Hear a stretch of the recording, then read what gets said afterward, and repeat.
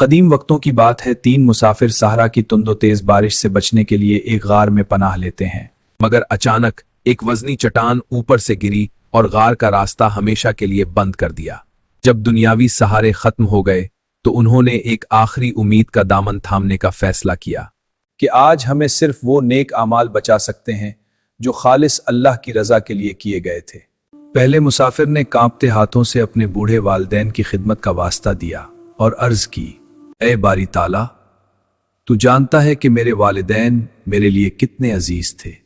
میں دودھ کا پیالہ لیے ساری رات ان کے سرہانے کھڑا رہا۔ میرے بچے بھوک سے بلکتے رہے مگر میں نے ان کی نیند میں خلل نہ ڈالا، اگر میرا یہ عمل خالص تیری رضا کے لیے تھا۔ اچانک ایک گونج کے ساتھ پتھر تھوڑا سا سرک گیا اور انہیں آسمان نظر آنے لگا۔ دوسرے مسافر نے، جو جوانی کے جوش میں گناہ کے قریب پہنچ کر رک گیا تھا، یہ آواز میں عرض کی، اے باری تعالیٰ، جب میں نے اسے 120 دینار دے کر اپنی خواہش کا اظہار کیا تو اس نے کہا، اللہ سے ڈرو۔ بس یہ سنتے ہی میرا دل تیرے خوف سے بھر گیا اور میں پیچھے ہٹ گیا۔ اگر میں نے یہ عمل صرف تیری رضا کے لیے کیا تھا تو ہماری مشکل دور فرما۔ چٹان مزید تھوڑی سی ہٹ گئی مگر ابھی بھی نکلنا ممکن نہ۔ میرے پروردگار، میں نے ایک مزدور کی معمولی اجرت کو برسوں سنبھالا، یہاں تک کہ وہ ایک بڑا مال بن گیا، اور جب وہ واپس آیا تو میں نے سب کچھ اسے سونپ دیا۔